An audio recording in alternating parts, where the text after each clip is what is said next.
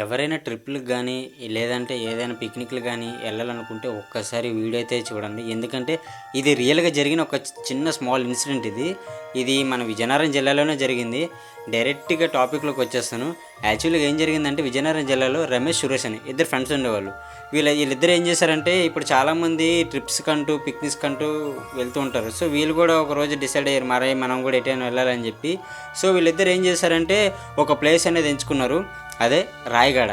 So, వీళ్ళిద్దరు ఏం చేశారంటే నైట్ ఫిక్స్ అయిపోయారు. మనం రేపు రాయగడ వెళ్ళాలని ఎర్లీ మార్నింగ్ బయలుదేరి రాయగడ అయితే ఆఫ్టర్నూన్ కల్లా రీచ్ అయిపోయారు.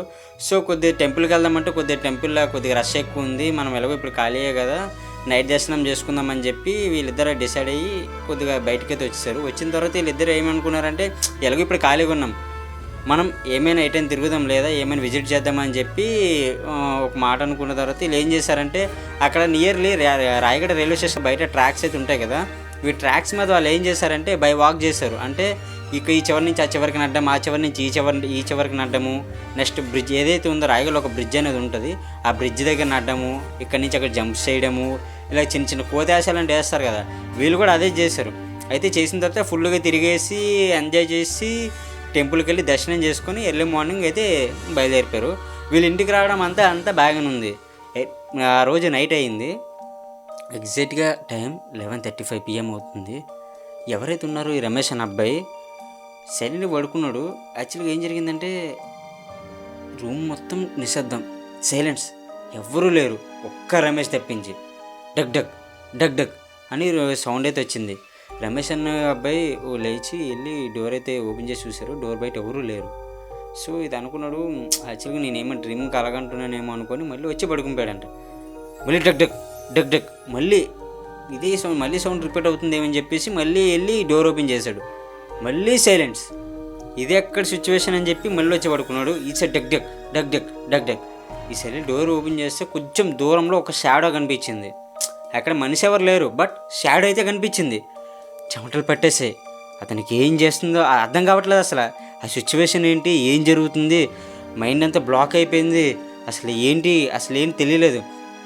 ఈ రమేష్ అన్న అబ్బాయి ఏం చేశాడంటే వెంటనే మా అమ్మ నాన్నని గట్టిగా అరిచేశాడు. అరిచడం వల్ల ఏంటంటే వాళ్ళ మమ్మీ డాడీ రావడము, ఇదని తీసుకెళ్ళి వాళ్ళ మమ్మీ డాడీ దగ్గర పడుకోబెట్టుకోవడం అని. దాని తర్వాత నెక్స్ట్ డే ఏం జరిగిందంటే ఇక్కడ నైట్ అంతా జరిగిన సిచ్యువేషను సురేష్కి చెప్పాడు. సురేష్ ఏంటంటే అది నీ భ్రమరా అది ఇది అని చెప్పి మజాకులు చేసుకొని కొద్దిగా నవ్వుకొని ఎగటాలించాడనమాట. సో ఇక్కడ ఏం జరిగిందంటే అదే రోజు నైట్ సేమ్ టైం 11:35 PMకి ఈసారి సురేష్ డోర్ని ఎవరో నాక్ చేశారు 3 సార్లు. డగ్ డగ్ డగ్ డగ్ డగ్ డగ్. సురేష్ అనుకున్నాడు మనోడే గల నిన్న రమేష్కి జరిగింది కదా, నాతో ప్రాంక్ చేస్తున్నాడేమో అనుకున్నాడు. సో డోర్ ఓపెన్ చేస్తే ఎవరు లేరు. మళ్ళీ వచ్చి సురేష్ యాజ్ యూజువల్గా ఉన్న ప్లేస్లో కూర్చున్నాడు. మళ్ళీ డగ్ డగ్ డగ్ డగ్ డగ్ డగ్ మళ్ళీ వెళ్ళాడు. మళ్ళీ ఓపెన్ చేస్తే మళ్ళీ ఎవరు లేరు. ఈసారి డగ్ డగ్ డగ్ డగ్ డగ్ డగ్. ఈసారి రమేష్కి కనిపించింది సేమ్ యాస్టీజ్గా సురేష్కి కూడా అప్పుడే కనిపించింది. దూరంగా చాలా నల్లని షాడో. చెమటలు పట్టేసే సురేష్కి ఏం జరుగుతుందో అర్థం కావట్లేదు. వణుకొచ్చేస్తుంది, భయం వేసేస్తుంది, ఎవరికి చెప్పుకోలేదో తెలియట్లేదు. అరుద్దామంటే అరలేకపోతాడు, డోర్ దాటి బయటికి రాలేకపోతాడు. భయం. ఆ షాడో ఎవరో వాడికి తెలియట్లేదు. ఏం చేశాడంటే లిటరలీ చాలా గట్టిగా అరిచేశాడు. అమ్మా నాన్న అరిచినా ఎవరికి వినబడట్లేదు. సో అతని బ్రదర్ని లేపడానికి వెళ్తుంటే మూవ్ అవ్వలేకపోతున్నాడు. అసలు ఏం జరుగుతుందో రూమ్లో తెలియట్లేదు. చెమటలు, అసలు ఏంటి అసలు ఆ సిచ్యువేషను చెప్పాలంటే చాలా భయంకరంగా ఉంది.